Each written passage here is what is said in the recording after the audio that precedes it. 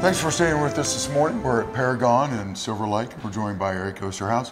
First of all, I have to apologize for my voice. Eric's going to do most of the talking, and he knows that already, so I've kind of got a little cold. So thanks for joining us. Eric, thanks for joining us this morning. September 30th crop report came out. Big news, not so big news?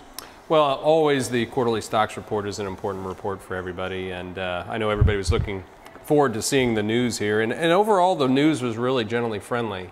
First, looking at corn, the expectation out there was that we would see 1.739 billion bushels as our carryout. We actually came in a little bit under that at 1.731. So again, a friendly number, not dramatically so, but friendly. Moving on to soybeans, we were expecting 205 million bushels, and we came in at 191. So again, a generally friendly number. And that theme continued on with the wheat, expecting 2.149 million bushels as our carryout worldwide, and we came in at 2.089. So again, overall, everything in the report was friendly. Now, the reaction of the market today was friendly in beans and immediately in corn, or pardon me, in wheat. Corn was a little muted, and again, that may have something to do with harvest pressure as well, but generally speaking, is better news than getting the bearish news at this time going into harvest. Yeah, and if you looked at the markets early this morning, everything was up. Report came out, corn kind of took a beating early on before the market closed. Yes, that's exactly what happened. Obviously, there was some expectation. We talk a lot about some of the news already being priced in, and I think you can look at the news that did come out, even though it was friendly, and again, we want to see that sort of news, it really left little to add to the overall risk that was out there in the market, and I think some of that news was generally discounted.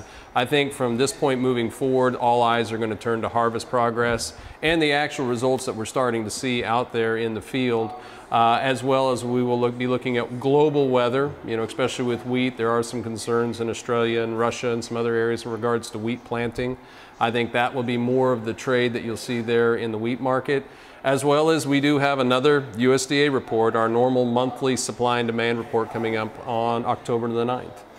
Some of the other numbers were adjusted for 2014 and 2015 as well. Yes, that is right. They did adjust number one in soybean production for 2014. They did revise our production down slightly from 3.934 down to 3.927 billion bushels. So again, a little bit of a friendly number. I don't know that was terribly unexpected, but again, a friendly number. It is helpful. Wheat, they did also adjust their 2015 production estimates, and they did lower us from 2.133 billion bushels down to 2.052. So again, a little more friendly news to go along with the wheat. And the wheat, especially if you look at over the last 60 days, that market's had nothing but a steady diet of bearish news, and we have managed to hold, at least with the December Kansas City prices, roughly where we were 2 months ago. Perfect. We're going to take a quick break. When we come back, we're going to talk about what you should be thinking about over the next 60 to 90 days.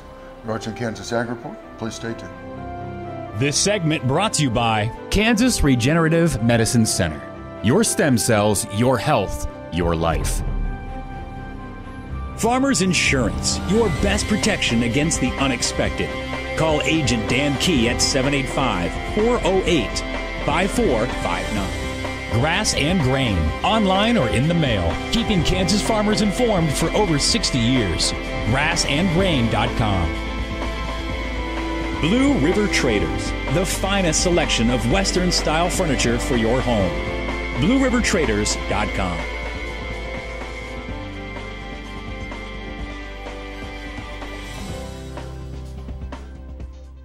Thanks for staying with us. We're at Paragon, and we're joined by Eric Osterhaus. Eric, again, thanks for being with us this morning. We're talking about the September 30th quarterly stocks report. And Eric, over the next 60 to 90 days, what should a producer be thinking about as they're pulling grain out of the field, either putting it on farm or taking it to town?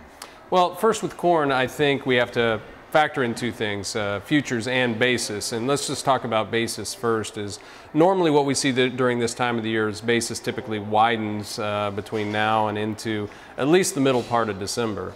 And normally someone can expect at that last part of December, the folks that were going to sell their corn have sold their corn, and the remaining people we're not selling no matter what price does. And so the normal thought process being, if you hold that corn for a little bit into the end of the year, you might see a basis bump as the end users out there have to sweeten the pot, so to speak, on basis.